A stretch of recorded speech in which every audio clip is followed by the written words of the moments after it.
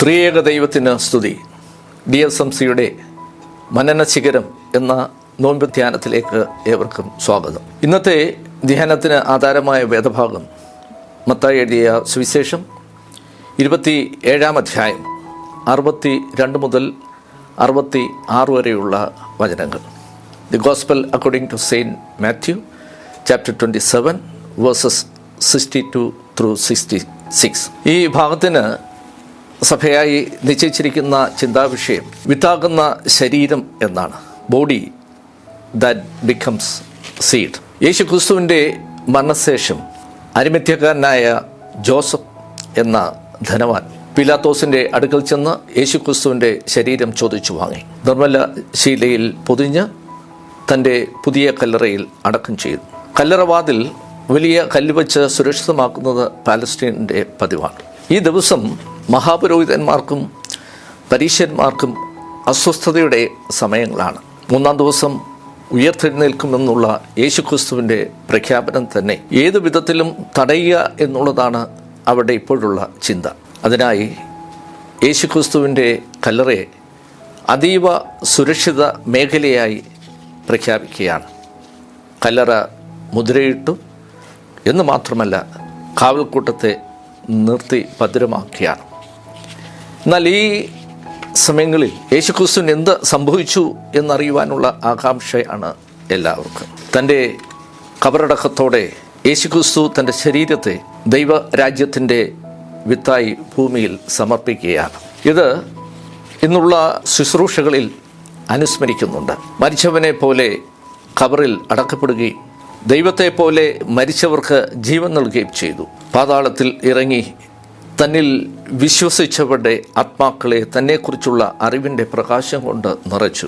രക്ഷാകരമായ മരണത്താൽ മരണമുള്ളവർക്ക് ജീവൻ നൽകുകയും പാതാളത്തിൽ ഇരുന്ന ആത്മാക്കൾക്ക് പ്രത്യാശയും രക്ഷയും ഉറപ്പിക്കുകയും ചെയ്തു എന്നാണ് ഇന്നത്തെ പ്രാർത്ഥനകൾ നാം സ്മരിക്കുന്നത്. യോഹന്നാൻ എഴുതിയ സുവിശേഷം 12-ാം അധ്യായത്തിൻ്റെ 23-24 വാക്യങ്ങളിൽ യേശുക്രിസ്തു ഇപ്രകാരം പറയുന്നുണ്ട്: മനുഷ്യപുത്രൻ തേജസ്കരിക്കപ്പെടുവാനുള്ള നാഴിക വന്നിരിക്കുന്നു.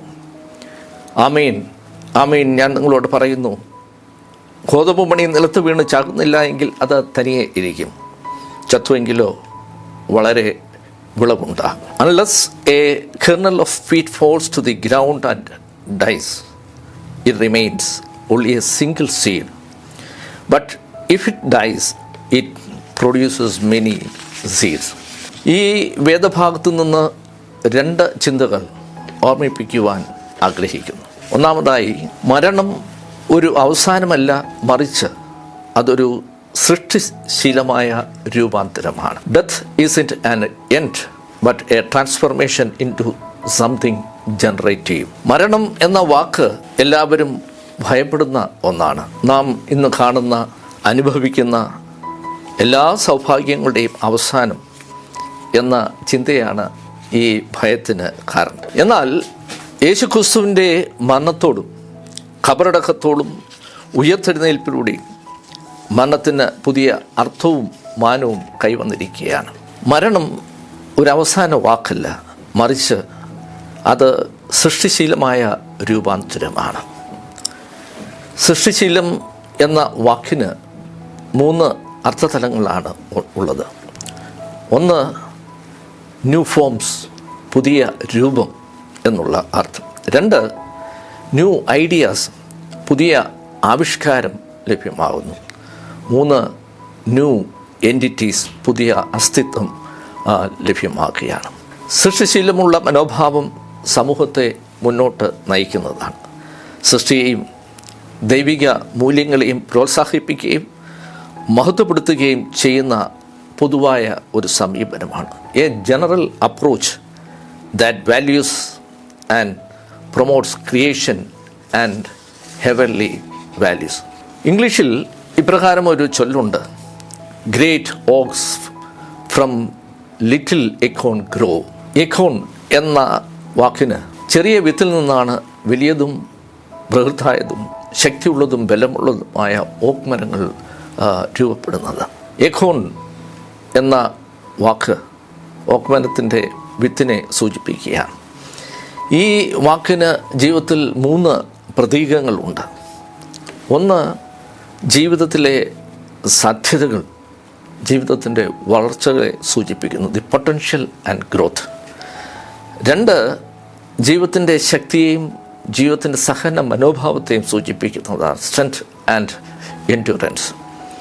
3, പ്രോസ്പെറിറ്റി, അതായത് ജീവിതത്തിൻ്റെ വളർച്ച, പുരോഗതിയെ അത് സൂചിപ്പിക്കുന്നതാണ്. കല്ലറയിൽ അടക്കം ചെയ്ത ആ സ്വർഗീയ വിത്ത് ലോകത്തിൽ ദൈവരാജ്യത്തിൻ്റെ വടവൃക്ഷമായി തീർന്ന ചരിത്രമാണ് ഉയർത്തെഴുന്നേൽപ്പിലൂടെ നാം കാണുന്നത്. ഒരു വിത്തിൽ ജീവന് വേണ്ടിയുള്ള ദാഹമുണ്ട്. ജീവനെ ഹനിക്കുന്ന മരണത്തിൻ്റെ ശക്തികൾ പ്രബലമായിക്കൊണ്ടിരിക്കുന്ന ഈ ലോകത്തിൽ ദൈവരാജ്യത്തിൻ്റെ സൃഷ്ടിശീല മനോഭാവമുള്ള വിത്തുകളായി തീരുവാനുള്ള ആഹ്വാനമാണ് ഈ വേദഭാഗം ഒന്നാമതായി നമുക്ക് നൽകുന്നത്. ഈ വേദഭാഗത്തെ രണ്ടാമത്തെ ചിന്ത മനുഷ്യൻ്റെ പരിമിതികൾക്കപ്പുറമായി ദൈവത്തിൻ്റെ ശക്തിയിൽ ആശ്രയിക്കുക എന്നുള്ളതാണ്. Trusting God's power beyond human limits. ഭരണാധികാരിയായ പീലാത്തോസിനും മത നേതൃത്വമായ മഹാപുരോഹിതന്മാർക്കും പരീശന്മാർക്കും യേശുക്രിസ്തുവിനെ അടക്കം ചെയ്ത കല്ലറ ഇതിൽ പരം സുരക്ഷിതമായി സൂക്ഷിക്കുവാൻ സാധിക്കുകയില്ല. കല്ലറ മുദ്രണം ചെയ്യുക, ആയുധധാരികളായ കാവൽക്കാരെ നിർത്തുക, ഇതാണ് അവർക്ക് ചെയ്യാവുന്ന സുരക്ഷിതത്വത്തിൻ്റെ പരമ്യം എന്ന് പറയുന്നത്. അപ്രതീക്ഷിതമായി കടന്നു വന്ന ഒരു സംഭവമല്ല ഉയർത്തെഴുന്നേൽപ്പ് എന്നുള്ളതാണ്. തൻ്റെ പീഡാനുഭവത്തെയും മരണത്തെയും ഉയർത്തെഴുന്നേൽപ്പിനെയും മുൻകൂട്ടി കർത്താവ് പ്രവചിച്ചതാണ്. അതാണ് എതിരാളികളെ കൂടുതൽ അസ്വസ്ഥരാക്കുന്നത്. ദൈവിക പദ്ധതികൾക്കെതിരെയുള്ള നമ്മുടെ നിലപാടുകൾ എപ്പോഴും നമുക്ക് അസ്വസ്ഥത നൽകുന്നതാണ്. 3-ാം നാൾ കർത്താവ് നൽകിയ വാക്ക് താൻ പാലിച്ചുകൊണ്ട് ഉയർത്തെഴുന്നേറ്റു. ഇത് ക്രിസ്തീയ വിശ്വാസത്തിൻ്റെ അടിസ്ഥാനമാണ്. ലോകത്തിൽ ഒരു നേതാവിനും അവകാശപ്പെടുവാൻ സാധിക്കാത്ത ഒരു അനുഭവമാണ്. ലോകത്തിൽ സമാനതകൾ ഇല്ലാത്തതാണ്. നിരാശരായ ശിഷ്യ സമൂഹത്തിൻ്റെ വിശ്വാസത്തിൻ്റെ തിരുനാളമാണ്. ഈസ്റ്റർ ലോകത്തിൻ്റെ പ്രത്യാശയാണ്. ഇംഗ്ലീഷിൽ ഇപ്രകാരം ഒരു ചൊല്ലുണ്ട്, every cloud has a silver lining. ഓരോ മേഘത്തിനും രജത രേഖയുണ്ട്. കട്ടിയുള്ള മേഘങ്ങൾക്ക് ചുറ്റിലും വെള്ളി രേഖയുടെ ആവരണമുണ്ട്. ഇത് അതിൻ്റെ പിന്നിലുള്ള സൂര്യൻ്റെ പ്രകാശത്തിൻ്റെ ആവരണമാണ്. മേഘം താൽക്കാലികമാണ്. അത് നീങ്ങുമ്പോൾ മേഘത്തിൻ്റെ പിന്നിൽ തിളങ്ങി നിൽക്കുന്ന സൂര്യൻ്റെ ശോഭ നമുക്ക് ഉന്മേഷം നൽകും. ഇതാണ് ഉയർത്തെഴുന്നേൽപ്പിലൂടെ യേശുക്രിസ്തു ലോകത്തിന് നൽകിയ സന്ദേശം. യേശുവിൻ്റെ മരണസമയത്ത് ഭൂമിയിൽ അന്ധകാരമുണ്ടായി. എന്നാൽ ലോകത്തിൻ്റെ എല്ലാ സുരക്ഷിതത്വത്തെയും തകർത്ത് യേശുക്രിസ്തു നിത്യസൂര്യനായി ഉയർത്തെഴുന്നേറ്റു. ലോകത്തിലെ ഒരു ശക്തിക്കും അത് തടയുവാൻ കഴിഞ്ഞില്ല. ഈ ദൈവിക ശക്തിയിലുള്ള ആശ്രയമാണ് ഇന്ന് നമ്മുടെ ഈ വേദഭാഗം ആവശ്യപ്പെടുന്നത്. 2 കാര്യങ്ങളാണ് ഈ വേദഭാഗത്ത് നിന്ന് നിങ്ങളെ ഓർമ്മപ്പെടുത്തിയത്. ഒന്ന്, മരണം ഒരവസാനമല്ല, മറിച്ച് അത് സൃഷ്ടിശീലമായ രൂപാന്തരമാണ്.